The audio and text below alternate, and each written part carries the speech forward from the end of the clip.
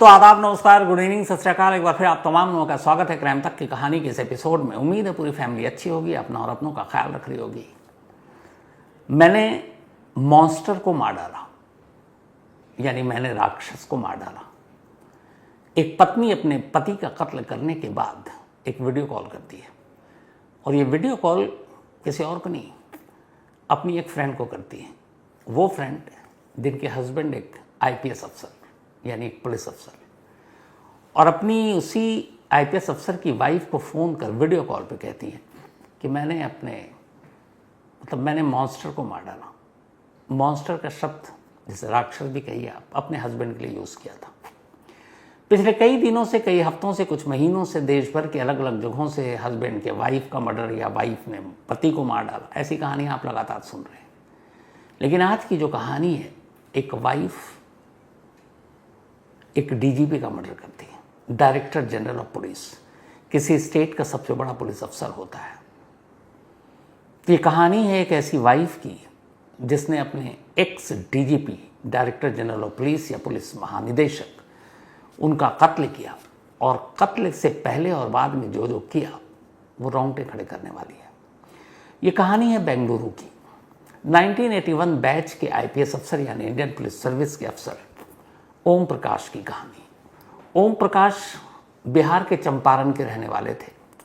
पढ़ाई लिखाई दिल्ली में की, फिर उन्होंने यूपीएससी का एग्ज़ाम दिया, आईपीएस अफसर बने, कैडर मिला कर्नाटक में वो पहुंचे, और कर्नाटक के अलग अलग डिस्ट्रिक्ट, शहर पर कहीं एडिशनल, फिर एसएसपी, एसपी, आईजी, डीआईजी, इन सब से होते हुए पुलिस फोर्स के सबसे ऊंचे पद पर बैठे, यानी डायरेक्टर जनरल ऑफ पुलिस। मार्च 2015 से मार्च 2017 तक, यानी पूरे 2 साल तक वो कर्नाटक के सबसे बड़े पुलिस अफसर थे। एक ऐसा पुलिस अफसर जिसके ऊपर कर्नाटक के हर शख्स की सुरक्षा की जिम्मेदारी थी, कर्नाटक के हर घर की सुरक्षा की जिम्मेदारी थी, और उसी शख्स की लाश उसी कर्नाटक के बेंगलुरु शहर में उन्हीं के घर के अंदर मिलती है।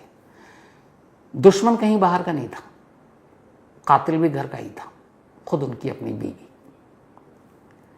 बात संडे की, यानी कल 20 अप्रैल।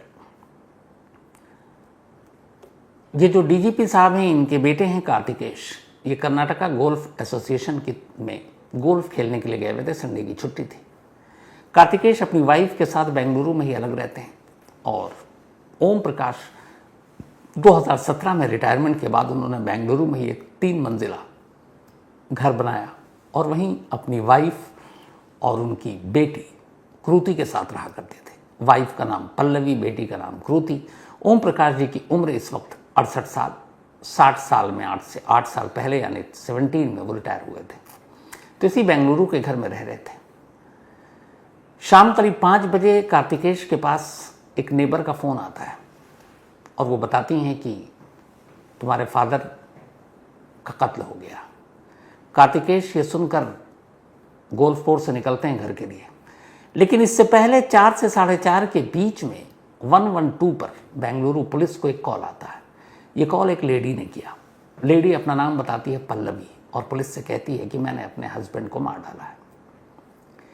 क्योंकि हस्बैंड का नाम जब उसने बताया तो बेंगलुरु या क्या कर्नाटक में हर एक कोई जानता था वो नाम, क्योंकि कभी कर्नाटक के सबसे बड़े पुलिस अफसर रहे थे ओम प्रकाश। पुलिस की टीम अब घर पहुंच चुकी थी। इधर कार्तिकेश गोल्फ कोर्स से घर पहुंचता है। जब घर पहुंचता है तो उससे पहले ही पुलिस घर के अंदर थी।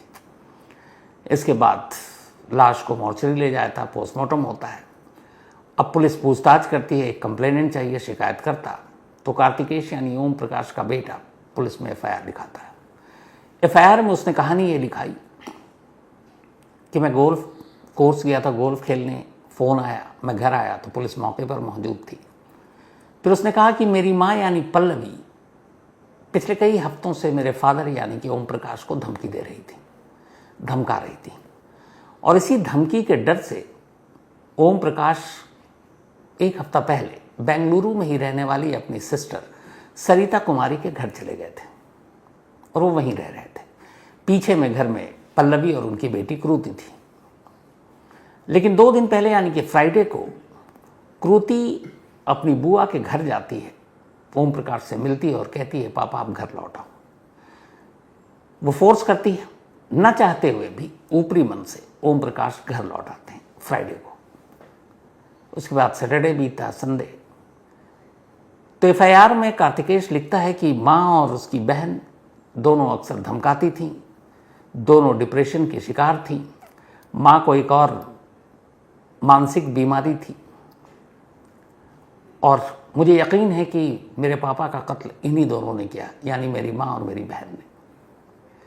अब इसके बाद पुलिस इन्वेस्टिगेशन करती है। चूंकि एक्स डीजीपी थे, उन्हें एक सिक्योरिटी मिली हुई थी, लेकिन इत्तेफाक से संडे को कोई सिक्योरिटी नहीं थी। इससे पहले भी कई बार हो चुका था, क्योंकि अब एक रिटायर्ड लाइफ, बुजुर्ग, कोई ऐसा खतरा भी नहीं था। घर उनका प्राइवेट था, 3 मंजिला। सीसीटीवी कैमरे लगे हुए थे, सीसीटीवी कैमरे सब काम कर रहे थे। पुलिस ने जब चेक किया तो पता चला कि दोपहर से लेकर शाम तक कोई भी बाहरी आदमी इस घर के अंदर दाखिल नहीं हुआ, न घर से कोई बाहर निकला। यानी घर के अंदर 3 लोग, न कोई गया न कोई आया। फिर पुलिस ने चेक किया तो देखा कि घर के अंदर दाखिल होने के लिए कोई फोर्स एंट्री के भी निशान नहीं मिले, यानी कोई जबरन घुसने की कोशिश करे किसी दरवाजे से, खिड़की से, ऐसे भी कोई सबूत नहीं मिले। कोई सबूत नहीं। घर के अंदर एक लाश और घर के अंदर 2 जिंदा लोग। बेटे की एफआईआर। इसके बाद पुलिस ने अब जब घर पहुंची तो देखा कि लाश ग्राउंड फ्लोर पर डाइनिंग हॉल में है, फर्श पर पड़ी हुई है। डाइनिंग टेबल पर खाने के प्लेट रखे हुए थे।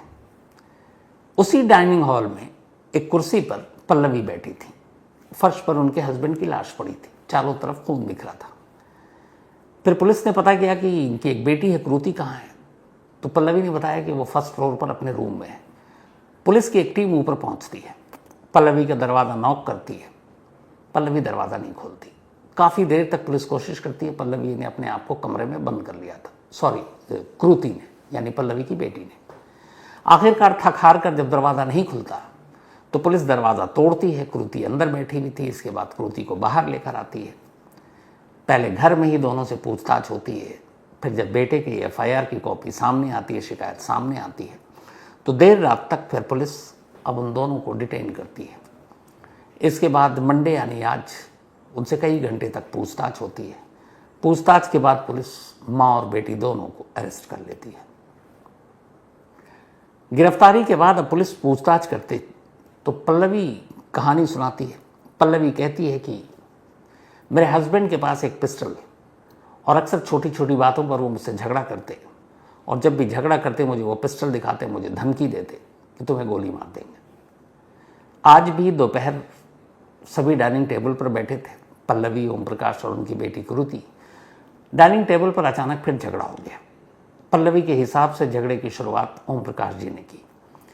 झगड़ा बढ़ा, उन्होंने फिर पिस्टल निकाली और धमकाया। पल्लवी का कहना था कि फिर उसने सेल्फ डिफेंस में, उसका स्टेटमेंट है, सेल्फ डिफेंस में चाकू उठाकर उन पर हमला कर दिया और इसी हमले में मौत हो गई। ये बयान था। लेकिन पुलिस ने जब पूरी तफ्तीश की तो कहानी कुछ और आई, क्योंकि उस घर से पुलिस को 2 चाकू मिले, 2 नाइफ, दोनों पे ब्लड के निशान थे। एक बोतल भी मिला, शायद उस बोतल से भी हमला किया गया था। पल्लवी का यह बयान था कि यह कत्ल मैंने अकेले किया, इसमें मेरी बेटी कृति का कोई रोल नहीं था। लेकिन पुलिस को शक है कि इस कत्ल में कृति भी शामिल थी। कत्ल के बाद कुछ सबूत मिटाने की भी कोशिश की गई, क्योंकि जब पुलिस मौके पर पहुंची तो उस डाइनिंग हॉल में ओम प्रकाश की लाश फर्श पर चादर से लिपटी हुई थी, यानी कत्ल करने के बाद चादर से उसको ढका गया था। अब पुलिस मामले की तफ्तीश करती है। जब तफ्तीश करती है और फिर पूछताछ होती है तो इसके बाद एक अजीब सी कहानी सामने आती है। कहानी ये थी कि संडे के दिन 2 दिन पहले लौटे कर आए थे ओम प्रकाश अपने घर पर। 20 अप्रैल की दोपहर घर में खाना बना, 2 तरह की मछलियां बनी। ओम प्रकाश जी को मछली पसंद थी। इसके बाद डाइनिंग टेबल पर प्लेट सजाई गई। जिस जगह पर ओम प्रकाश बैठे थे उनके सामने जो प्लेट थी उसमें 2 तरह की वो मछली भी रखी हुई थी। लेकिन जब पुलिस पहुंची और उन तमाम प्लेट्स को देखा तो ऐसा लगा कि किसी ने शायद खाना नहीं खाया था। खाने से पहले ही झगड़ा शुरू हो गया था। पुलिस को बॉडी से और फर्श पर और डाइनिंग टेबल पर चिली पाउडर भी मिले, मिर्चियाँ। तो पता चला कि जो पूरी कहानी थी वो ये थी कि दोपहर को खाने के दौरान फिर से ओम प्रकाश और उनकी पत्नी पल्लवी में झगड़ा हुआ। इस झगड़े के दौरान अचानक पल्लवी ने मिर्ची का पाउडर उठाया और ओम प्रकाश की आंखों की तरफ फेंक दिया। मिर्ची की वजह से ओम प्रकाश की आंखें जलने लगी। अब उन्हें कुछ दिखाई नहीं दे रहा है और इसी दौरान पल्लवी ने चाकू उठाया और पल्लवी ने चाकू उठाकर अंधाधुंध बेतहाशा उन पर हमला करना शुरू कर दिया। कुर्सी पर बैठे ओम प्रकाश तब तक फर्श पर गिर पड़े थे। डाइनिंग हॉल की और टेबल की प्लेट्स की सबके वीडियो भी हैं, हालांकि वो बॉडी आपको दिखा नहीं सकते, लेकिन ये सारी चीज़ें बता रही हैं कि टेबल पर क्या क्या रखा हुआ, वो सारी तस्वीरें हैं। तो जब वो गिर पड़े तो फिर चाकू से एक के बाद एक 8 से 10 वार किया पल्लवी ने, और ये वार उनके पेट पर करीब 4 वार, सीने पर, गर्दन पर और आर्म पर, बाहों पे 8 से 10 वार। खून बेतहाशा गिर रहा था। ओम प्रकाश फर्श पर पड़े थे। जब 8-10 वार हो गया और पल्लवी को यकीन हो गया कि अब ये बचने की गुंजाइश नहीं है, तब पल्लवी उसी डाइनिंग हॉल में कोने में रखी एक कुर्सी पर, वो कुर्सी भी सीसीटीवी वाले के कैमरे में है, बैठ गई। वो कुर्सी पर बैठी है।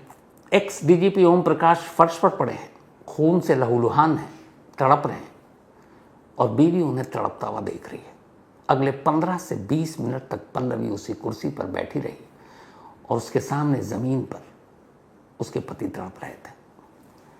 करीब 15-20 मिनट के बाद जब उसे यकीन हो गया और तड़पना बंद हो गया और उसे अब लगा कि अब ये मर चुके हैं, तो फिर माँ बेटी चादर लाती हैं, चादर को ढकती हैं। क्रूति इसके बाद ऊपर चली जाती है। थोड़ी देर के बाद अब पल्लवी अपनी एक सहेली को वीडियो कॉल करती हैं। ये सहेली एक आईपीएस अफसर, एक रिटायर्ड आईपीएस अफसर जो कि ओम प्रकाश के साथ के थे, उनकी वाइफ थी। वो फ़ोन कर कहती है कि आई किल्ड द मॉन्स्टर, मैंने राक्षस को मार डाला। चूंकि वो सहेली अक्सर ये सुनती थी कि पल्लवी अपने पति के लिए मॉन्स्टर शब्द का यूज़ करती हैं, तो समझ गई कि ये किसकी बात कर रही हैं। वो घबरा गई, अपने हस्बैंड को बताया, फ़ोन काट दिया। इसके बाद पल्लवी एक दूसरा कॉल करती है 112 पे। ये 112 नंबर बेंगलुरु पुलिस का था। वो फ़ोन करती है और कहती है कि मैं Pallavi Mrs Om Prakash, ex DGP of Karnataka के घर से बोल रही हूँ और मैंने अपने हस्बैंड को मार डाला। पुलिस जैसे ही ये फ़ोन सुनती है, फ़ौरन पहले लोकल पुलिस भागती है, फिर वहाँ के कमिश्नर आते हैं, बाद में डीजीपी भी आते हैं जो करंट हैं अभी। वहाँ पहुँचते हैं तो जब ये लोग पहुँचे तब भी पल्लवी उसी डाइनिंग हॉल में कुर्सी पर बैठी थी। चेहरे पे कोई भाव नहीं, कुछ नहीं। पुलिस देखकर हैरान, बहुत ही ब्रूटल तरीके से कत्ल किया गया था। फिर पूछताछ होती है तो पता चलता है कि क्रूति ऊपर है। फिर क्रूति को कमरे का दरवाज़ा तोड़कर बाहर निकाला जाता है और इसके बाद इन दोनों माँ बेटी को ले जाया जाता है। अब तो ये रही कत्ल की बात। अब यहाँ एक सबसे बड़ा सवाल था, हर कत्ल में ये ज़रूरी है कि आखिर मर्डर हुआ क्यों, एक पत्नी ने अपने पति का कत्ल क्यों किया। ओम प्रकाश, जिनकी शादी को पल्लवी के साथ 40 साल हो चुके हैं, 40 ईयर्स, इन 40 सालों में पति पत्नी साथ रहे और कर्नाटका चूँकि कैडर मिला था तो ये वहीं थे सर्विस के बाद से। 40 सालों में इनको 2 बच्चे हुए, एक बेटी और एक बेटा। इन्होंने अपना घर बनाया, पत्नी के साथ रह रहे थे। तो फिर ऐसी क्या बात हुई कि दोनों में झगड़ा होता और फिर बेटा कह रहा कि माँ मेरी धमकी दे रही है मेरे पिता को, और इसलिए वो घर छोड़कर अपनी बहन के पास भी गए थे 1 हफ्ता पहले। अब ये मोटिव पता करना था पुलिस के सामने। पुलिस ने जब इनिशियल जांच की और बेटे ने जो बयान दिया कार्तिकेश ने, उसके हिसाब से माँ बेटी दोनों डिप्रेशन की मरीज थी। पर डिप्रेशन में ऐसा नहीं होता, तो फिर क्या था। तो इसी दौरान पता चला कि पल्लवी एक और दिमागी बीमारी की मरीज थी और इसका नाम है शिज़ोफ्रेनिया। शिज़ोफ्रेनिया एक ऐसी बीमारी है जिसमें इस बीमारी के मरीज जो होते हैं वो एक वहम में जीते हैं। उन्हें हर वक्त ये लगता है कि कोई मुझे नुकसान पहुंचाएगा, कोई मेरी जान लेने वाला है, कोई मुझे मार देगा। एक डर के साए में ये जीते हैं जो शिज़ोफ्रेनिया के पेशेंट होते हैं। और 12 सालों से पल्लवी इसी मर्ज की शिकार थी। अक्सर उन्हें लगता था कि कोई उनकी जान लेने वाला, कोई दुश्मन है, और वो डर के साए में जीती थी। और उनकी नज़र में उनकी जान लेने वाला कोई और नहीं, उनके अपने हस्बैंड यानी कि एक्स डीजीपी ओम प्रकाश थे।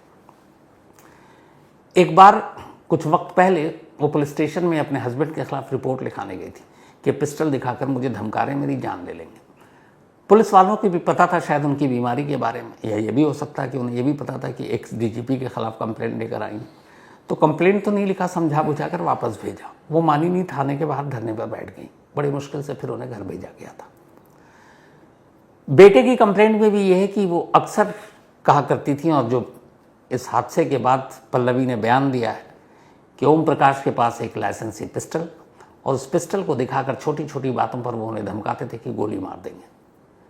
तो अब जब पुलिस के सामने ये मेडिकल रिपोर्ट आई पल्लवी की, जिसमें शिज़ोफ्रेनिया की बात है, तो शिज़ोफ्रेनिया के पेशेंट लगभग इसी आलम में होते हैं।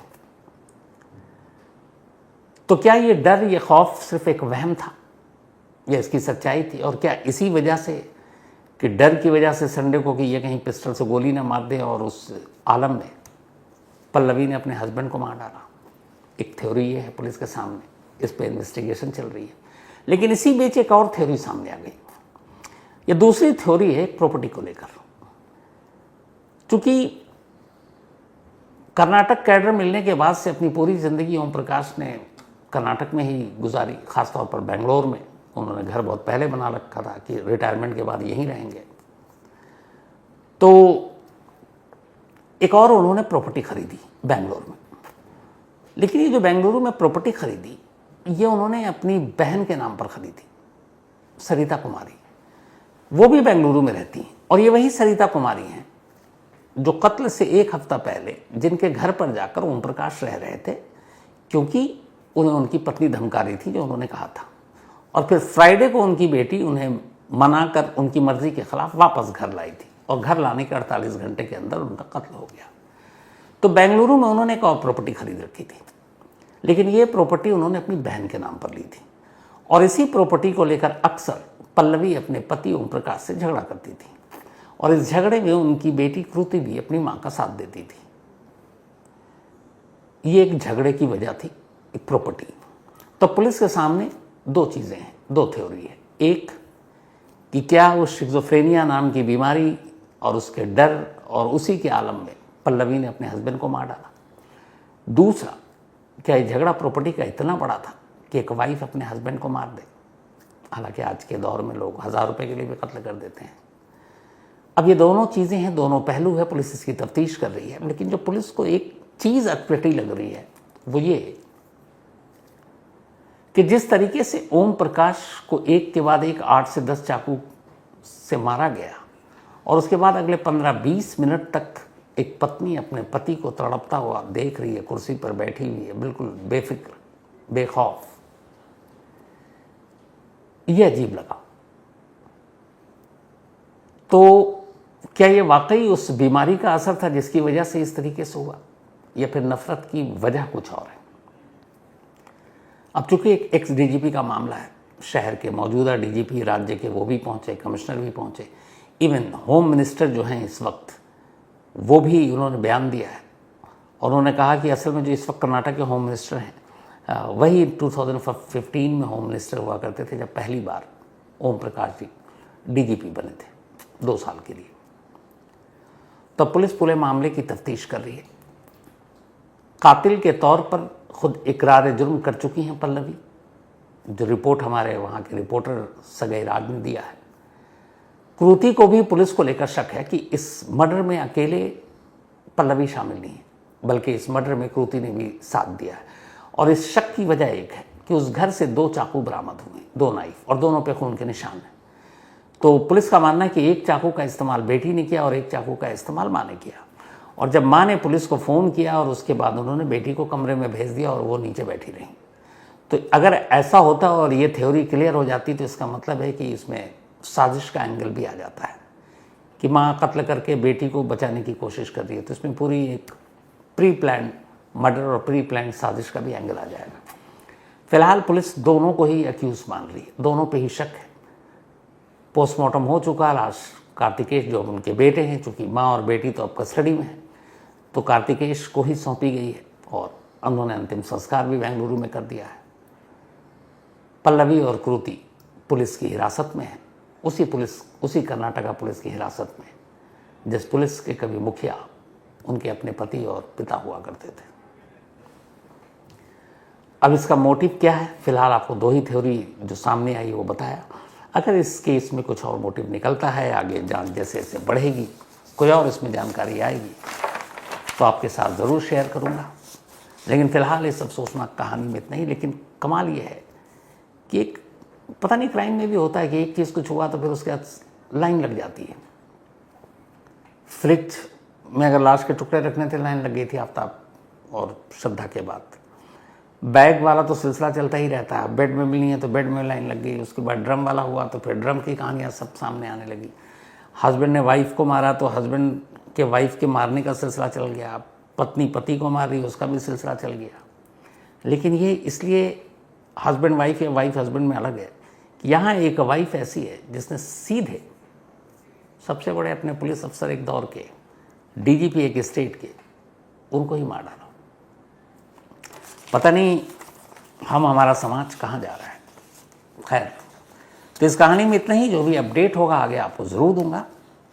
लेकिन कहानी ख़त्म करूं उससे पहले वही अपना सिलसिला। आज परीक्षा जैन, इनका बर्थडे है, तो हैप्पी बर्थडे परीक्षा। और ये भेजा आशु जैन ने है। प्रियान पटेल, इनका भी आज बर्थडे है, तो हैप्पी बर्थडे प्रियान। और ये राकेश पटेल जी के बेटे हैं। इसके अलावा आज रत्ना मित्रा एंड शुभाजीत मोंडल, रत्ना मित्रा एंड शुभाजीत मोंडल, इन दोनों की एनिवर्सरी है।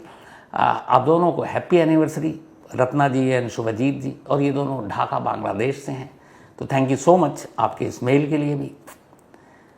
नूतन एंड राज, इनका भी आज, इनकी भी एनिवर्सरी है, तो हैप्पी एनिवर्सरी नूतन एंड राज। और ये भेजा है राज नारायण शंकर पांडे ने।